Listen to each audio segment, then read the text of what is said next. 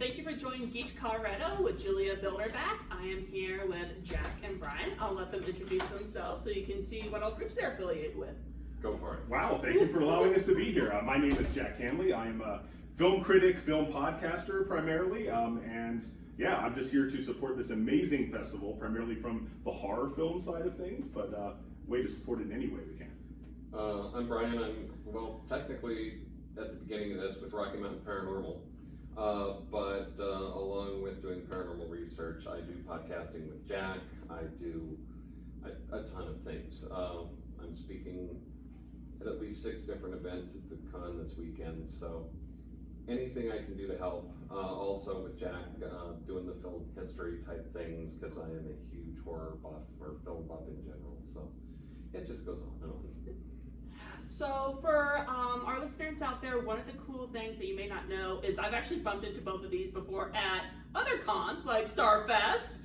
So they are very active in the con scene here in Colorado. So, you know, it's really, really great to be able to actually get to talk to you guys one-on-one for Geeked Colorado. So one of the first things I kind of wanted to dive into is with your panels, I've gotten to see one of the interesting things that I got to listen to you say this weekend was you're talking about kind of like other ghost hunter teams and, you know, some of the stuff that they happen for like TV and whatnot. So I was trying to see if for people who do like watching those type of shows, are there any teams on TV right now that are more trustworthy than others? Like, what is that? You know, like, is any of this like I don't want to say real, but Are you ready for the answer that nobody really likes? It's all fake, it's TV. No. You really have to be able to take it, and I have a talk titled this, for entertainment purposes only. As long as you watch X ghost hunting show and take it as just a goofy comedy, it's fun to watch. Just don't take it seriously, because A, they don't take it seriously, and B, what they're doing isn't reality. But it's fun to watch if you can do it that way. I get so frustrated I just can't watch them anymore. I'll see a new one come on and I'm like, okay, well, I'll give it the first episode I watch. It's like, no, I just can't deal with this. So, yeah, unfortunately. I saw that twitch in your eye. I'm gone from that one. Yeah, that just, unfortunately, no, there's not really anybody that's doing it. And here's the reason why. Many times we've been offered TV shows for the past 20 years. And we'll start working with the producers, and they're kind of coming up with the concept of what the show would be and all of that. And the minute that they start approaching the networks, they're like, no, you're contradicting everything the other TV shows that we already have are doing. The advertisers will not like this. So they don't want us on because we kind of contradict everything that everybody else is doing. I'm so sorry. That's a great irony of this, because that's initially how we met. Was that we were putting together and trying to pitch a TV show that was called Colorado X, Case Files of the Paranormal, with the concept that we would engage any rumored paranormal activity and have 2 teams that investigate, one from a paranormal research side of things, and we're also levying skeptical paranormal research, and then the other side from academics and scientists, who then would say, all right, then in the absence of there being something paranormal, how can we explain it in a rational fashion? Right, it's almost like Mulder and Scully, the show, right? It was like attacking each other. And but just at the time too, this was several years ago, a decade ago. Like no one was doing that. No one had really that concept. And then, as we learned quite painfully, no one really wanted that concept because it doesn't feed that narrative of confused guys in the dark just asking who's that for 30 minutes, you know. So yeah, it's a little disheartening. And I can qualify that a little bit by saying I was actually on Ghost Hunters, and well, it was fun to be on it, and you know, it's a notch somewhere on a belt that I don't talk about because it was, yeah. But what you see and what actually happened are definitely not the same thing. Now, one of the things I always point out is they're like 9 hours into the investigation. 9 hours into that investigation, I was at home asleep. They did it for like 2 hours, filmed everything, and left. You can't get anything done in 2 hours, but you can't say that on television, so you have to say, well, this is how it really happened, and it didn't. I don't know, just personally, like, I kind of have the science background, so, like, to me, the controversy would be really cool to see. Like, you actually challenging it, but I can see how networks are like, well, if you're going too far against, the, you know, what's currently out there, Right. you know, people don't necessarily want to hear the truth. But I think that'd be actually really kind of cool to actually be the controversy. Right, well, it Yeah, kind we of needed you 10 years ago. But, exactly. Well, and it kind of goes back to a conversation we were having a few minutes ago of, yeah, the mindset of the general community is very conspiracy minded, and trying to have any decent science understanding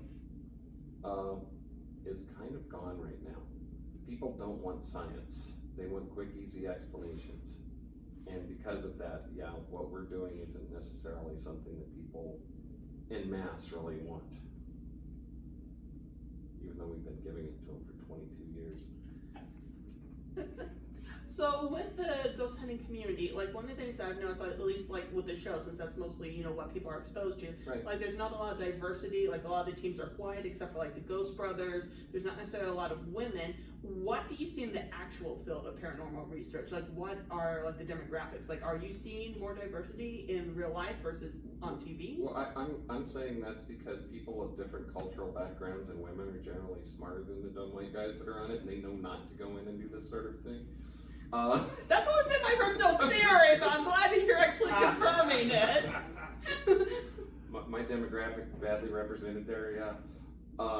But I think in the real world, you have multiple sides to this.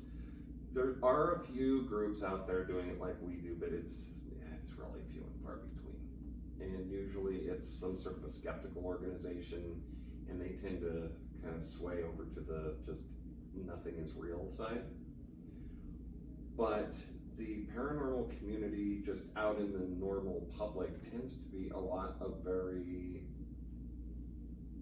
earthy, pagan type people that get into it. I mean, it's kind of a hippie crowd. And not that I love those people, but at the same time, they bring all of their beliefs into it.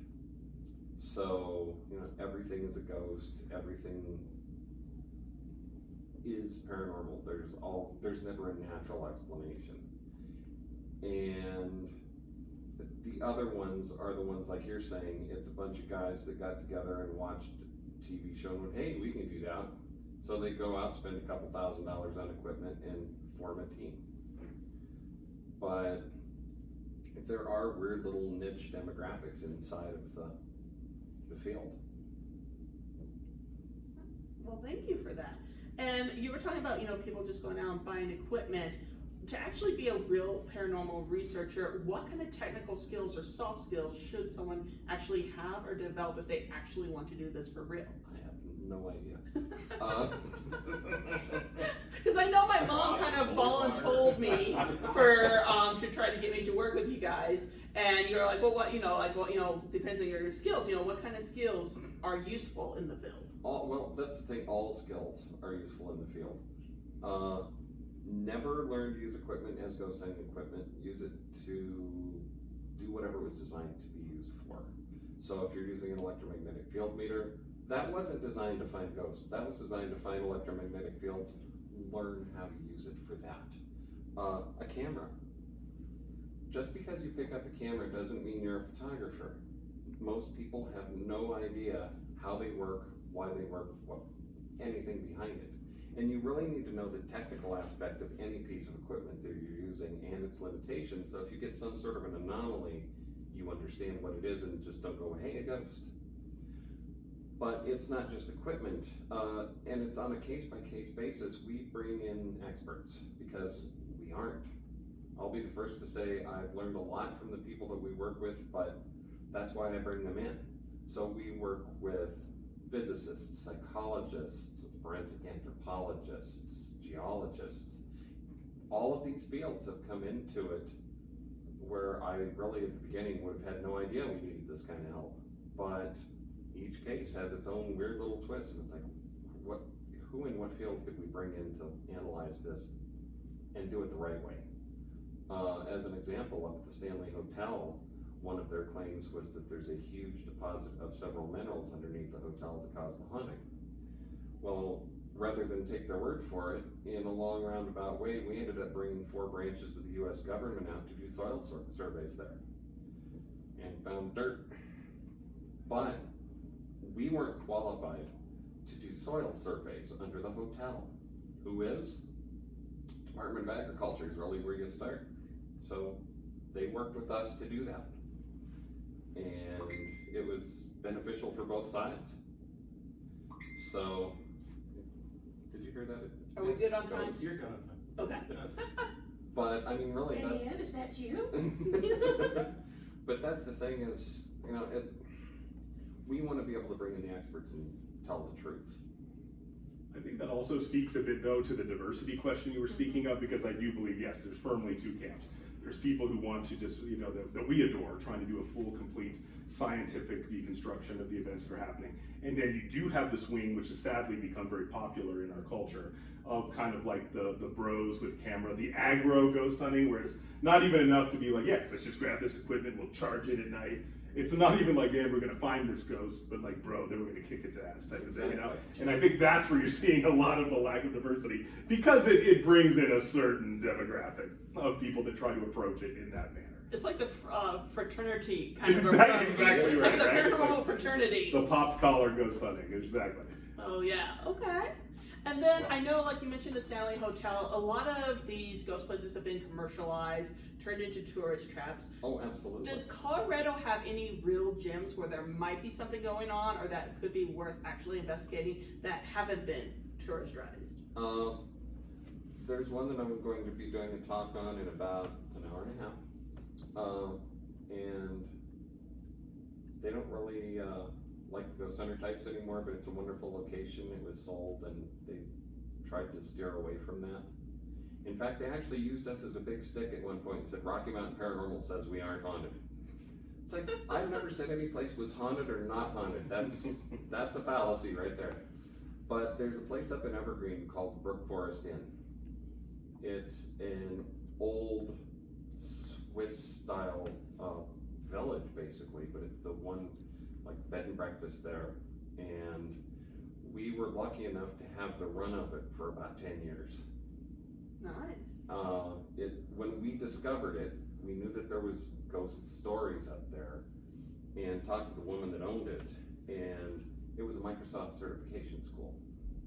So for 6 weeks, it was packed full of people and working and all that, and then it was empty for months. So we got to go up there and play whenever we wanted to. It's like, hey, I got this new concept, let's go up there and try it.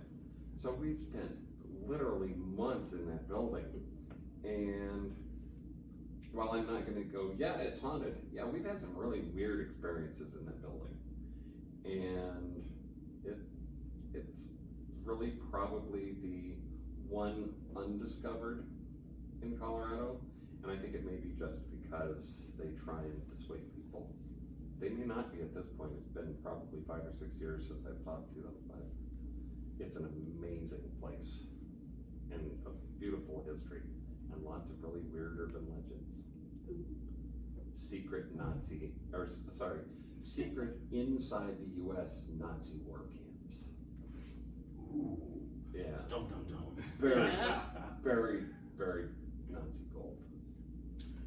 Yes. There's lots of, like, on Travel Channel, you always hear about stories about them, like, trying to hunt for Nazi gold. Yeah. And So, there's a secret hidden room underneath the building somewhere. Yeah, it just goes on and on.